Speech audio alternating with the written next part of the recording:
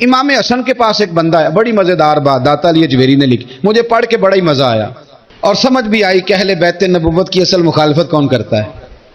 ایک شخص آیا تو اس نے آ کے نا معاذ اللہ حضرت مولا علی شیر خدا کو، معاذ اللہ ثم معاذ اللہ، امام حسن کے والد کو برا بلا کہا، پھر امام حسن کو کہا، وہ برا بلا کہتا جا رہا ہے، امام حسن مسکراتے جا رہے ہیں، ہنستے جا رہے ہیں۔ انجوائے کرنے کا آپ کا موڈ بن جائے تو سب کچھ انجوائے ہو سکتا ہے، لیکن اگر آپ نے مرچیں دانتوں کے نیچے رکھ کے اچھی طرح چبا لی ہوں اور کانوں سے بھی دھواں نکل رہا ہو تو پھر تو بھائی کوئی چیز بھی انجوائے نہیں ہوتی، پھر تو قصور یہ ہے کہ مرچیں نہیں چبانی تھی، آپ نے اپنا مزاج خود بڑا کڑوا کر لیا ہے، وہ کیسے کام چلے گا؟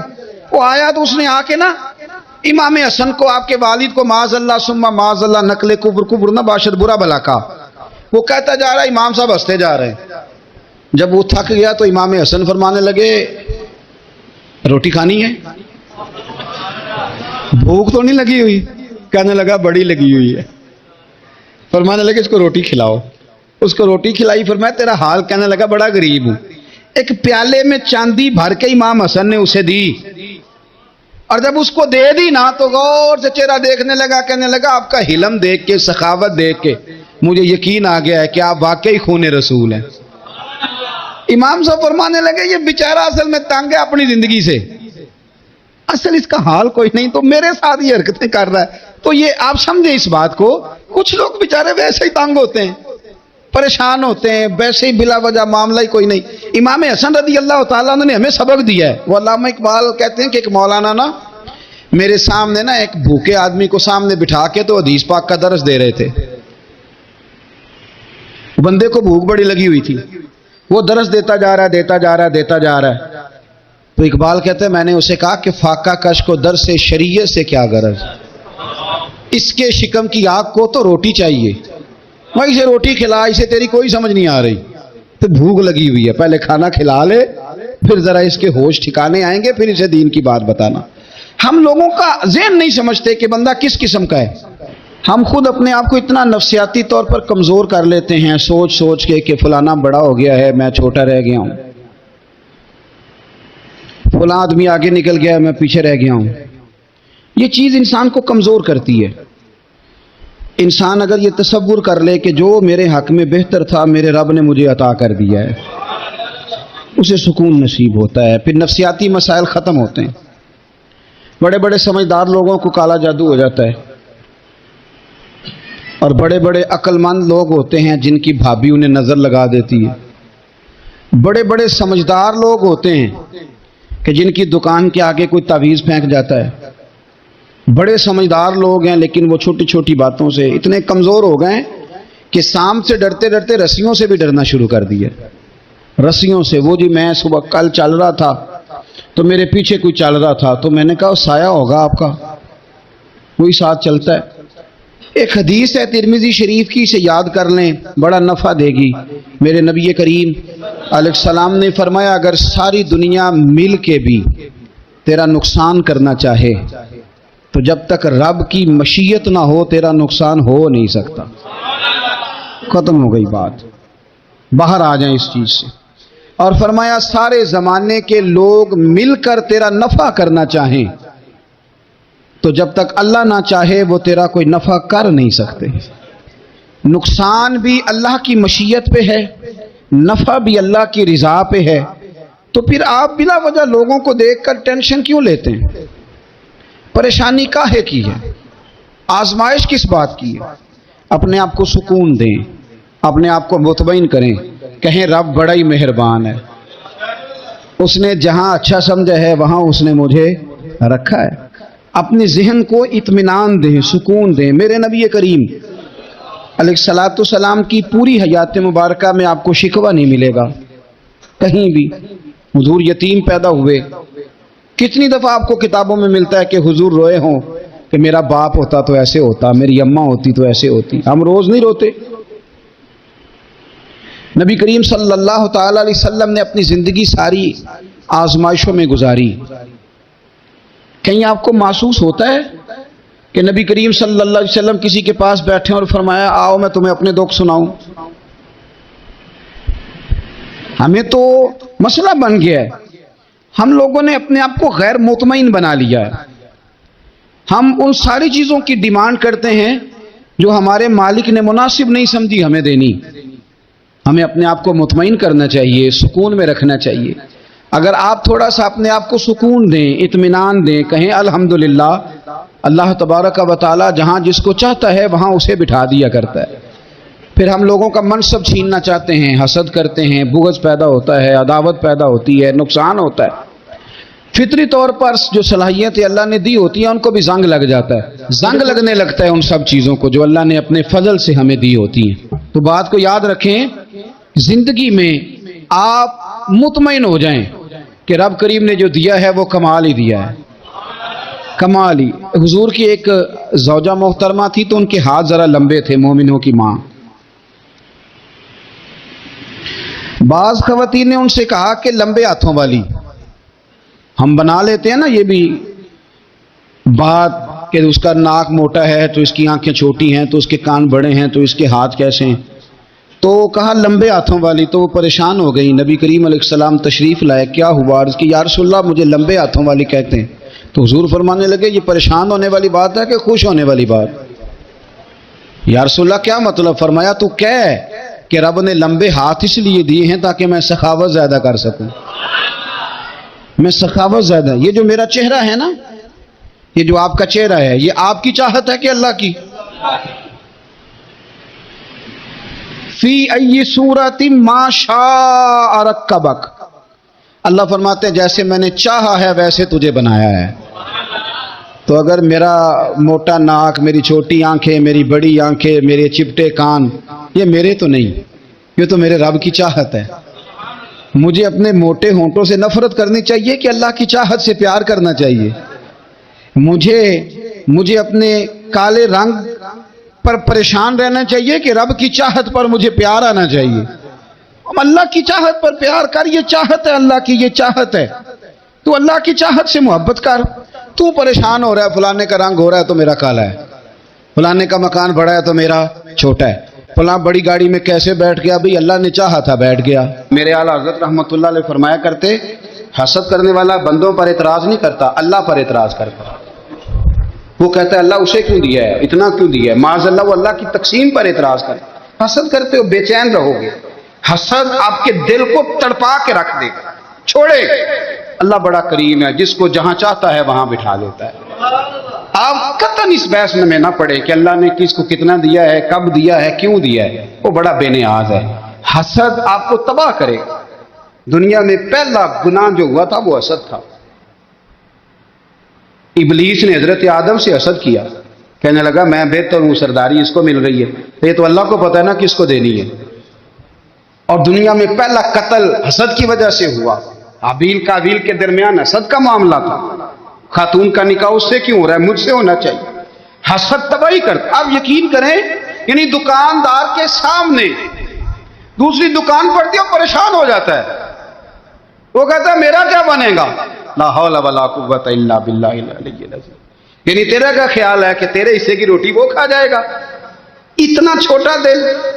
نہیں، تیرا موقف یہ ہے کہ تیرے حصے کا نصیب اس تک چلا جائے گا، یہ تیری خواہش ہے۔ ایک دوسرے کی کمزوریاں بیان کرنا، اس کا تو مال ہی ناقص ہے جی، اس کے تو پاس ہی کچھ نہیں، یہ تو کمزور لوگوں کا طریقہ ہے۔ میرے رسول کریم علیہ السلام گزر رہے تھے، پت جھڑ کا موسم تھا، خزاں کا موسم تھا، درختوں کے پتے جھڑ رہے تھے، صحابہ کو ساتھ لے کے حضور گزرے اور ایک درخت کی ٹہنی کو پکڑ کے حضور نے ہلایا۔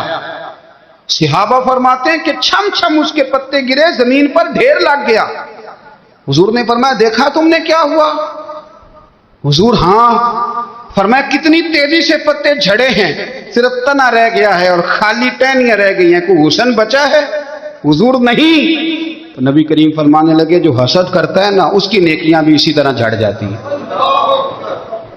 اسی طرح۔ اور ایک جگہ حضور فرمانے لگے جس طرح راکھ لکڑی کو آگ کھا جاتی ہے، جس طرح لکڑی کو آگ، جب آگ کھا جائے تو پھر لکڑی کو لکڑی نہیں کہا جاتا، راکھ کہا جاتا ہے، کوئلہ کہا جاتا ہے، اس کی اصل باقی یعنی اسے کھائی جاتی ہے۔ تو حضور علیہ السلام فرمانے لگے جس طرح آگ لکڑی کو کھا جاتی ہے، فرمایا اسی طرح حسد نیکیوں کو کھا جاتا، نیکیاں رہتی نہیں۔ حسد کرنے والے کے پاس نیکیاں یعنی ان کی اصل شکل موجود، کبھی بھی حسد نہیں کریں۔ اللہ کی تقسیم ہے، جس کو چاہے جب چاہے۔ اللہ نے میرے لیے سائیکل پسند کی ہے، مجھے الحمدللہ کہہ کے سائیکل پہ بیٹھنا چاہیے۔ اس نے پسند کی ہے، اس کی رضا ہے کہ میں یہاں رہوں۔ تو ایک بات تو یہ ہمیشہ یاد رکھیں کہ آپ اپنے آپ کو مطمئن کریں، زندگی میں سکون دیں۔ نفسیاتی طور پر ہم بڑے ڈسٹرب اس لیے ہیں کہ ہم بے سکون رہتے ہیں جان بوجھ کے، وجہ ہی کوئی نہیں۔ لیکن جب تک زندگی ہے اللہ نے زندہ رکھنا ہے، اور جب وقت آ جانا ہے تو پھر کوئی ہمیں بچا سکتا، تو ٹینشن کس بات کی، ڈپریشن کس بات کا ہے۔ ایک بات۔ دوسری بات یہ کہ دوسروں کی نفسیات کا بھی تھوڑا تھوڑا خیال کریں۔ ہم پتہ کیا چاہتے ہیں، سارے میرے مطابق چلیں، پھر نفسیاتی مسائل پیدا ہوتے ہیں۔ میرے ساتھ اگر 100 بندہ پیار کرتا ہے تو ان کے مطالبے الگ الگ ہیں۔ کوئی کہتا ہے جناب کو پیار ہی کرنا چاہیے، ہر ایک سے مسکرا کے ملنا چاہیے۔ کوئی کہتا ہے حضرت صاحب اتنا بھی پیار کریں تو لوگ نگل جاتے ہیں، تھوڑی ڈنڈی پٹی بھی ہونی چاہیے۔ دونوں قسم کے لوگ ہیں نا جی۔ ایک وہ شخص ہے جو کہتا ہے اتنا بڑا مجمع ہے تو 2 سیکیورٹی گارڈ بھی ہونے چاہیے۔ تیسرا کہتا ہے جی یہ عجیب عجیب لگتا ہے، ایک گارڈ رکھے ہوں کسی بندے نے، کسی بڑے آدمی۔ تو یہ ہر بندے کا مطالبہ۔ اب آپ نے کیا کرنا ہے، آپ نے لوگوں کے مزاج کی رعایت کرنی ہے۔ جہاں تک آپ پیار کر سکیں آپ نے کرنا ہے، جہاں تک محبت کر سکیں آپ نے محبت۔ نبی پاک نا بچوں کے مزاج کا خیال کرتے، چھوٹے بچوں، حضور پاک سے گزرتے تو فرماتے السلام علیکم۔ ایک بچے نے نا حضور کے کپڑوں پر پیشاب کر دیا تھا، اس کی ماں پریشان ہو گئی، بخاری ہے۔ یا رسول اللہ وہ بچہ تھا پتہ نہیں چلا، تو نبی پاک فرمانے لگے کیا ہو گیا، وہ بچہ ہے، اللہ نے پانی پیدا کیا نا، ابھی اس پہ پانی بہائیں گے سب ٹھیک ہو جائے گا، وہ بچہ ہے۔ لیکن حاجی صاحب گھر میں بگڑ جاتے ہیں، پوتا اگر پیشاب کر دے کہتے ہیں میں نماز پڑھنی ہوں، وہ بگڑ جاتے ہیں۔ پیر صاحب بگڑ جاتے ہیں اس بات پہ، علامہ صاحب بگڑ جاتے ہیں، سیٹھ صاحب کہتے ہیں پتہ ہی نہیں بچے نے پیشاب کر دیا ہے۔ حضور نے فرمایا کہ بچہ بچہ ہوتا ہے، وہ چھوٹا ہے، اس کا ایک مزاج ہے، اس کا ایک مطالبہ ہے۔ اب آپ یہ کہیں کہ وہ بڑا مجھے پاک صاف سمجھتا ہے تو اس رویے سے میرے ساتھ وہ ملاقات کرے، آپ اس کے مزاج کی رعایت کریں گے۔ نبی کریم کے غلام کے بیٹے ہیں حضرت اسامہ بن زید، نواسوں کی بات نہیں سنا رہا، زید بن حارثہ حضور کے غلام تھے، ان کے بیٹے ہیں، چھوٹی عمر تھی، ناک بہ رہا تھا۔ ویسے دادا جی ناک صاف کر دیتے ہیں پوتے کا، ہو سکتا ہے وہ ڈانٹ دیں کہ چل دوڑ جا کتنا گندا، اماں سے کہتے ہیں ناک صاف کرے، چل نالائق، نانا بھی کہتے ہیں بھاگ جا، کیونکہ وہ حاجی صاحب نے وضو کرنا ہے، نماز پڑھنی ہے، تو ان کے قریب یہ چیز آ گئی تو بڑا مسئلہ بن جائے گا۔ نبی کریم صلی اللہ علیہ وسلم نے کہا عائشہ اسامہ کی ناک بہ رہی ہے صاف کر دو۔ حضرت عائشہ کہتی ہے میں ذرا اٹھی کو کپڑا دیکھنا تو حضور جلدی سے اٹھے۔ ایک روایت تو یہ کہ حضور نے ناک پونچھ دیا، اور دوسری میں کہ نبی پاک قریب پہنچ گئے۔ جناب عائشہ کہتے ہیں میں نے ہاتھ پکڑ لیا، میں نے کہا حضور کپڑا لینے گئی تھی آ گئی، کہتے میں نے اپنے ہاتھوں سے ان کی ناک صاف کر دی، ریڑھ صاف کر دیا۔ اللہ کے رسول گویا میری طرف دیکھ کے مسکرائے، حضور راضی ہوئے۔ بچے تو بچے ہوتے ہیں، بچے تو بچے ہوتے ہیں۔ اب آپ کو بچہ حاجی صاحب مانے، پہلے نمازی صاحب مانے، آپ کو پہلے بچہ جو ہے وہ بڑا سیاںہ مانے، سمجھدار مانے، عقل مند مانے، پیر صاحب مانے، چھوٹا بچہ تو وہ نہیں مان سکتا۔ آپ اس کی نفسیات کے مطابق اس کے ساتھ چلیں۔ آپ رویہ وہ رکھیں کہ وہ بچہ ہے، وہ چھوٹا ہے، اس حضور بچوں کے پاس سے گزرتے تھے تو انہیں سلام کہتے تھے، آپ بھی کہتے ہیں، آج سے کہیں گے۔ حضور گزرتے چھوٹے کہتے السلام علیکم۔ اور نبی پاک صلی اللہ علیہ وسلم کبھی کبھی نا بچے کھیل رہے ہوتے تو حضور بیٹھ جاتے، فرماتے یار میرے سینے سے تو لگو۔ حضور زمین پہ بیٹھ جاتے، بچہ یوں ہاتھ پہ، بچہ دوڑا آتا، حضور کے سینے سے جب لگتا تو نبی پاک گر جاتے اور فرماتے اوئے ہوئے تم نے تو مجھے گرا ہی دیا ہے۔ یہ بچوں کے ساتھ آپ جو رویہ رکھیں گے وہ میٹھا ہوگا۔ اب آپ کہیں گے چونکہ اب میں ایک عہدے پہ ہوں، میں ایک منصب پہ ہوں، تو یہ آپ کی نفسیاتی کمزوری ہے۔ پھر کیا ہوتا ہے، بچوں کو ڈانٹ کے رکھا جاتا ہے، بے جا ڈانٹ ڈپٹ، بے جا سختی، اور بے جا ان کے ساتھ رویے، اور ان کے ساتھ بڑی عجیب و غریب قسم کی جو ہے وہ ہماری جو ہے وہ گھٹن گیپ آ جاتا ہے بچوں کے درمیان۔ بچے، میں کہا کرتا ہوں پھر بچے ہمیں دکھ نہیں سناتے، وہ پھر غلط آدمی کو دوست بناتے ہیں، پھر اس غلط آدمی کو اپنی بات بتاتے ہیں، غلط آدمی رازدار بن جاتا ہے۔ آپ ان کی نفسیات کے مطابق ان سے پیار کریں، انہیں ٹائم دیں، آپ دیکھیں یہ کیا سوچتے ہیں، کیا کہتے ہیں، کس طرح کا ان کا رویہ ہے بچوں کے ساتھ۔ پھر نوجوان جب کوئی ہو جاتا ہے تو اس کی سوچیں جوان ہو جاتی ہیں۔ نوجوانوں سے معذرت کے ساتھ نبی پاک علیہ السلام نے نوجوانوں کی حکومت سے پناہ مانگی، نوجوانوں کی حکومت سے پناہ مانگی ہے، اس لیے کہ نوجوان بڑی جلدی پیار بھی کرتا ہے اور بڑی جلدی نفرت بھی کرتا ہے، سوچیں مضبوط نہیں ہوتی۔ نوجوان آدمی، جوان آدمی، بکھری ہوئی سوچیں ہوتی ہیں۔ میرے رسول کریم صلی اللہ علیہ وسلم نوجوانوں سے ان کے مزاج کے مطابق ڈیل کرتے تھے، ان کی طبیعت کے مطابق ان کی ذہن سازی کرتے تھے۔ ہم نہ جوانوں کو وقت نہیں دیتے، ہم مطالبہ کرتے ہیں نوجوان سے کہ وہ ہے نوجوان، باتیں بوڑھوں والی کرے۔ اگر جوانی میں بوڑھوں والی باتیں کرے تو پھر تو شیخ سعدی کہتے ہیں سارے بوڑھے چھوڑ کے اس نوجوان کے پاس بیٹھو، اس کے پاس فیض زیادہ ہے۔ اگر ایسا ہو جائے، کیونکہ در جوانی توبہ کردن شیوائے پیغمبری، یہ تو اچھی بات ہے، لیکن میرے عزیز اگر ایسا نہ ہو، ایسا ممکن نہ ہو، تو پھر نوجوان کو آپ اس کی طبیعت کے مطابق ڈیل کریں، آپ اس کی سوچ دیکھیں، اس کا رویہ دیکھیں، اس سے پیار کریں۔ نبی کریم علیہ السلام کے پاس ایک نوجوان داخل ہوا، اندر داخل ہوتے ہی اس نے فٹافٹ ایک بات کر دی، کہنے لگا یا رسول اللہ مجھے زنا کی اجازت دے دیں، میرے جذبات بہت بھٹک گئے، میں روک نہیں سکتا۔ ہمارے ہاں ہمارے گھر میں کوئی فون کرے تو ہم غیرت مند بن جاتے ہیں، میری غیرت کو گوارا نہیں کہ کوئی میرے گھر میں فون کرے، اور اگر میں کسی کے گھر میں فون کروں تو پھر غیرت کدھر گئی؟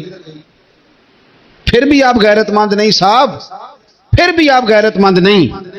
اگر آپ کسی کے گھر فون کرتے ہیں تو آپ غیرت مند نہیں، تو یاد رکھیں اگر آپ یہ حرکت کر رہے ہیں تو پھر آپ کو بھی تھوڑا احساس ہونا چاہیے نا۔ نبی کریم صلی اللہ تعالی علیہ وسلم سے اس نے کہا مجھے زنا کی اجازت دے دے، حضور فرمانے لگے آگے آ جاؤ۔ حضرت عمر کہتے مجھے بڑا غصہ تھا، میرا دل کر رہا تھا اٹھوں اور 2 تھپڑ ماروں اسے، طریقہ بات کرنے کا۔ حضور نے بلایا، پاس بٹھایا، تھپکی دی، فرمایا ایک بات تو بتا، تیرے سوال کا جواب پھر دیتا ہوں، ایک بات تو بتا۔ یا رسول اللہ صلی اللہ تعالی وسلم ارشاد فرمائیے، حضور فرمانے لگے تو پسند کرتا ہے کہ تیری بہن کے ساتھ کوئی زنا کرے؟ پسند کرتا ہے تو کہ تیری بہن کے ساتھ کوئی زنا کرے؟ کہنے لگا حضور میں بات بھی سننا پسند نہیں کرتا۔ تیری بیٹی کے ساتھ؟ کہنے لگا حضور زبان اس کی کھینچ لوں گا جو یہ بات کرے گا۔ کہا تیری ماں، تیری پھوپھی، خالہ کا؟ حضور خبردار، کسی بندے کو میں اجازت نہیں دوں گا۔ رسول کریم فرمانے لگے جس سے تو زنا کی اجازت مانگ رہا ہے وہ بھی تو کسی کی بہن ہے نا، وہ بھی تو کسی کی بیٹی ہے۔ جو غیرت، جو حمیت یہ اپنے گھر کے بارے میں آتی ہے وہ دوسرے کے بارے میں کیوں نہیں آتی؟ جب نبی کریم نے اس نوجوان کو اس کے مزاج کے مطابق سمجھایا تو اس کی آنکھوں میں آنسو آ گئے، عرض کرنے لگا یا رسول اللہ صلی اللہ تعالی علیہ وسلم، حضور زنا کی ارادہ تو ایک طرف، آج کے بعد میری زبان پر اس کا نام بھی نہیں آئے گا۔ آپ سامنے والے کی نفسیات کو دیکھیں، آپ اپنے موڈ میں نہ رہیں۔ مجھے بڑی اچھی طرح یاد ہے ایک دفعہ نا مسجد میں ایک بچے نے نا آدھی بازوؤں کی شرٹ پہن کے نماز پڑھی، ایک بابا جی نے ان کو نا منع کیا، کہنے پورا کپڑے پا کے آیا کر، پتہ نہیں تمہیں؟ وہ کہنے لگا، بچہ کہنے لگا نماز ہو جاتی ہے، بازو آپ فولڈ کر کے ایسے کر کے، بڑے بازو فولڈ کر کے پڑھیں گے تو کراہت ہے، لیکن ویسے بھی آدھے بازو والی شرٹ میں نماز ہو جاتی ہے، لیکن اچھا عمل نہیں، اچھا یہی ہے کہ آپ کے بازو پورے ہوں۔ تو بزرگ ان سے کہنے پورے کپڑے پہنو، کہنے لگا بھئی ہو جاتی ہے نماز، میں بھی تھا تو مجھے انہوں نے کہا جی حضرت صاحب بات سننا، میں نے کہا جی حکم۔ کہنے لگے ان کپڑوں میں نماز ہو جاتی ہے؟ میں نے کہا جی ہو جاتی ہے۔ کہندے لگتا ہے منڈا چودھریاں دا ہے، منڈا لگتا ہے چودھریاں دا، فٹافٹ اسی وقت انہی پیروں پہ میں کہا جی ہے واقعی چودھریاں دا بچہ، لیکن مسئلہ یہ ہے کہ دین چودھری کے لیے بھی وہی ہے اور غریب کے لیے بھی، تو آپ اس بچے بیچارے کو اندر آنے تو دیں، اس کو مسجد میں داخل ہونے دیں، انشاءاللہ کپڑے بھی ٹھیک پہن کے آ ہی جائے گا۔ لیکن ہم نے تو ذہن بنا لیا ہے کہ ہم نے اپنی مرضی کے مطابق لوگوں کو قابو کرنا ہے، ہم لوگ لوگوں کی ذہن کے مطابق اترنے کو تیار نہیں، بس سارے میرے مطابق چلیں. یہ تو بات کو پیشوا کرے گا، مقتدا کرے گا، وہ بھی سمجھائے گا. رسول کریم علیہ الصلوۃ والسلام لوگوں کو جبرن نہیں جھکاتے تھے، حضور دلائل دیتے تھے. نوجوان بچوں کو موقع دیں، انہیں سمجھائیں، انہیں قائل کریں، ان سے پیار کریں، ان کی نفسیات کو سمجھیں، اس کے مطابق ان کے ساتھ آپ ڈیل کریں، پھر آگے بڑھیں. عورتوں کے بارے میں میرے نبی کریم علیہ السلام نے بڑی نصیحت فرمائی ہے. محبوب کریم فرمانے لگے عورت ٹیڑھی پسلی سے پیدا کی گئی ہے، سیدھا کرنا چاہو گے ٹوٹ جائے گی، کہ جیسی ہے اس کے ساتھ ویسے ہی گزارا کرو، اس کی نفسیات کو سمجھ جاؤ. عورت تھوڑا سا چاہتی ہے کہ وہ کھانا پکائے تو اس کی تعریف کر دی جائے، تو بھئی کھڑی ہے صبح سے بورتی خانے میں، 2 لفظ بولنے میں کوئی حرج ہے؟ اور اگر کبھی نمک زیادہ ہو بھی جائے تو کیا خیال ہے، بیوی جان بوجھ کے زیادہ ڈالتی ہے؟ اس کا شوق ہے کہ اس کی انسلٹ ہو؟ ہمارا رویہ اتنا سخت ہوتا ہے، بعض اوقات اتنا تکلیف دہ ہوتا ہے کہ اس سے جذبات کو ٹھیس پہنچتی ہے، مزاج میں خرابی آتی ہے.